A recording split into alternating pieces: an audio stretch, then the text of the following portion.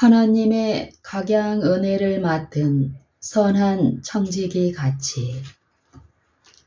주님이 고린도후서 6장 1절에서 10절에 하신 말씀에서 아무것도 그리스도를 믿는 신자들의 생애에 직접 들어올 수 없고 하나님의 은혜를 통하여 들어오며 그러므로 오직 하나님의 은혜가 그 모든 것들을 받아서 신자들에게 유익하도록 바꾸시며 오직 예수 그리스도 안에서 온전함을 향하여 나아가는 일에 이바지하도록 할 뿐이라는 것을 분명히 알 수 있다. 만일 신자들이 주님께서 그들의 생애를 주관하시도록 허용하고 하나님의 은혜가 지배하기를 허용하기만 한다면 오직 하나님의 은혜가 이 일을 할 것이다. 이와 같이 모든 것을 너희를 위하여 하신다. 고린도후서 4장 15절. 이것은 어떻게 하나님을 사랑하는 자, 곧 그 뜻대로 부르심을 입은 자들에게는 모든 것이 합력하여 선을 이루는가를 보여주고 있다. 로마서 8장 28절. 이것은 참으로 웅대하고 영광스러운 일이다. 이것이 바로 구원이다.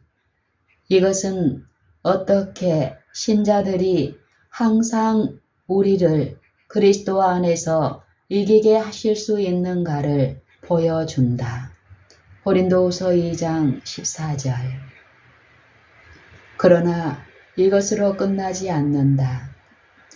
주님은 지금 믿는 자들을 구원하실 뿐만 아니라 그들을 사용하여 하나님을 아는 지식을 다른 모든 사람에게 전하도록 하여서 그들 역시 하나님을 믿도록 하시기를 원하신다. 주님이 우리에게 주신 은혜의 선물이 오직 우리들에게만 주신 것이라고 생각해서는 안 될 것이다. 먼저 우리들에게 주신 것은 사실이다. 그러나 먼저 우리에게 주신 것은 우리들로 하여금 구원을 받을 뿐만 아니라 다른 모든 사람들에게 하나님을 아는 지식을 전하도록 하여 그들 역시 구원을 받을 수 있도록 하려는 것이다. 우리가 먼저 구원에 참여하는 자가 되고 그 다음에 비로소 다른 모든 사람들을 구원으로 인도할 수 있는 것이다. 그러므로 성경은 말한다. 각각 은사를 받은 대로 하나님의 각양 은혜를 맡은 선한 청지기 같이 서로 봉사하라. 베드로전서 4장 10절. 그리고 모든 것이 하나님께로 났나니 저가 그리스도로 말미암아 우리를 자기와 화목하게 하시고 또 우리에게 화목하게 하는 직책을 주셨으니 고린도후서 5장 18절. 이와 같이 하나님의 은혜를 받은 모든 사람은 다 함께 그 은혜를 다른 모든 사람에게 전하는 직분을 받았다. 하나님과 화목하게 된 모든 사람들은 다 그 화목으로 말미암아 다른 모든 사람들을 화목하게 하는 말씀을 전하는 직책을 받는다. 여기에서도 이 같은 권면을 할 수 있다. 우리가 너희를 권하노니 하나님의 은혜를 헛되이 받지 말라. 고린도후서 6장 1절. 우리는 은혜에 참여한 자가 되었는가? 그러면 다른 사람에게 봉사하라. 은혜를 헛되이 받지 말라. 우리는 하나님과 화목하게 되었는가? 그러면 하나님이 우리에게도 화목하게 하는 직책을 주셨다는 것을 알기 바란다. 우리는 이 직분을 헛되이 받았는가? 만일 우리가 하나님의 은혜를 헛되이 받지 않고 오직 은혜가 우리를 주관하도록 허용한다면 주께서는 모든 일에 하나님의 일꾼으로 자처하도록 하실 것이다. 고린도후서 6장 4절. 이것이 사실이다. 주께서 그렇게 말씀하셨기 때문에 그 말씀하신 대로 그렇게 되는 것이다. 모든 일에 하나님의 일꾼으로 자천한다. 다시 말하면 모든 일에서 우리는 다른 사람에게 하나님을 아는 지식을 전하게 될 것이라는 말이다. 이와 같이 하여 주께서는 항상 우리를 그리스도 안에서 이기게 하실 뿐만 아니라 우리로 말미암아 각 처에서 그리스도를 아는 냄새를 나타내시려고 한다. 다시 말하면 주께서는 어느 곳에서나 우리를 통하여 하나님을 아는 지식을 다른 사람들에게 전하도록 하신다. 우리는 스스로 이 일을 할 수 없다. 주님께서 우리를 통하여 이 일을 하실 것이다. 우리는 주님과 협력을 하여야 할 것이다. 우리는 그와 같이 일하는 동역자들이 되어야 할 것이다. 그리고 우리가 이와 같이 주님과 협력을 할 때에 우리가 그렇게 하는 한 분명히 우리로 하여금 그리스도 안에서 승리하게 해 주실 뿐만 아니라 어디를 가나 우리를 통하여 그를 아는 지식을 나타내실 것이다. 주님께서 이 일을 하실 수 없다고 말하거나 생각하지도 말라. 우리를 통해서 이 일을 하실 수 있다. 만일 우리가 그의 은혜를 헛되이 받지 않고 오직 은혜만이 우리를 지배하도록 하며 그와 함께 일하는 동역자가 되기만 한다면 주님은 이 일을 하실 것이다. 이런 일이 어떻게 있을 수 있는가 하는 것이 비밀이라는 것은 사실이다. 하나님이 자신을 아는 지식을 어떻게 여러분이나 나와 같은 사람을 통하여 어느 곳에서나 나타내실 수 있다는 것은 하나의 비밀이다. 그러나 그것이 비밀이기는 하지만 엄연한 진리이다. 우리는 하나님의 비밀을 믿지 않는가? 물론 믿는다. 그러면 하나님의 비밀은 육신으로 나타나신 하나님이시다. 여러분과 나는 육신이다. 그런데 하나님의 비밀은 여러분과 나와 같은 믿는 사람들 안에 나타나시는 하나님이다. 그런데 하나님의 비밀은 여러분과 나, 즉 육신을 가지고 있는 나와 같은 믿는 사람들 안에 나타나시는 하나님이다.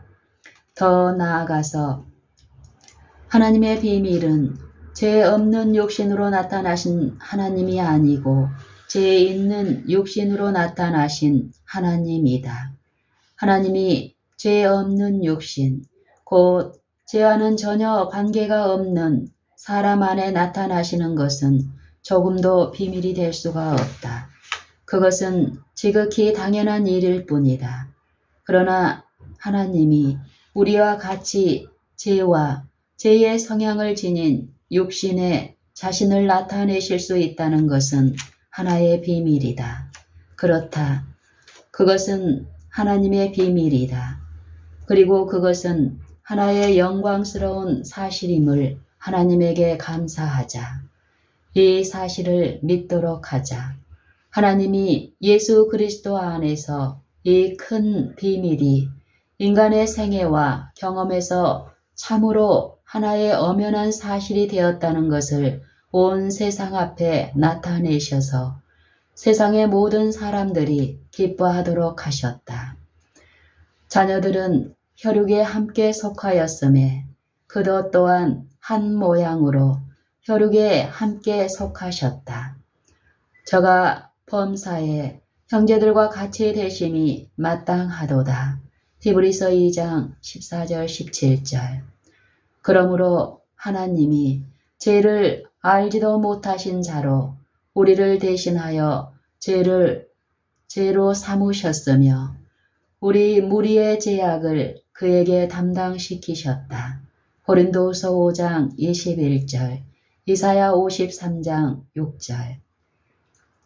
이와 같이 예수 그리스도는 우리의 육신을 쓰고 우리의 성정을 가지고 죄를 지시고 그 자신이 죄가 되셔서 이 세상에 살으시고 모든 점에서 우리와 똑같이 시험을 받으셨지만 하나님이 항상 그로 하여금 하나님 안에서 이기게 하셨고 어디에서나 그를 통해서 하나님을 아는 냄새를 나타내시게 하셨다. 이와 같이 하나님이 육신, 곧 우리의 육신, 죄로 짓눌린 인간의 육신으로 나타나셔서 죄로 삼으신 바 되었으며 우리와 같이 연약하며 시험을 받으셨다. 이와 같이 하나님의 비밀은 믿어 순종케 하려고 모든 나라에 전파되었다. 오 이것을 믿자. 그리고 이것 곧 육신, 인간의 육신이 죄에 눌리고 시험과 시련을 받는 육신 속에 나타나신 하나님은 오늘날이나 영원토록 하나님의 비밀이다. 하나님께서는 이 육신으로 신자가 있는 곳에서는 어디에서나 하나님을 아는 지식을 나타내게 하실 것이다. 이것을 믿고 그의 거룩한 이름을 찬양하라.